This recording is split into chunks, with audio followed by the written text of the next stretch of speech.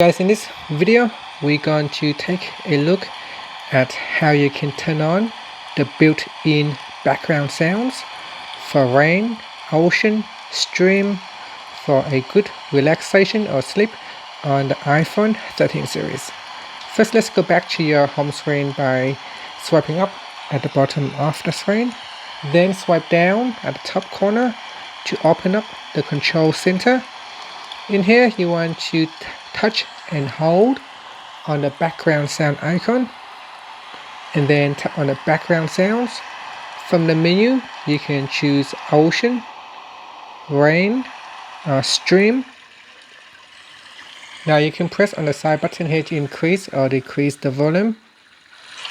You can also change the volume by using the control bar right here.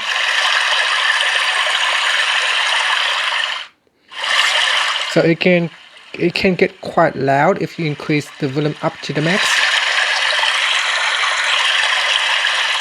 iPhone do have an extremely good speaker, especially on the iPhone 13 Pro.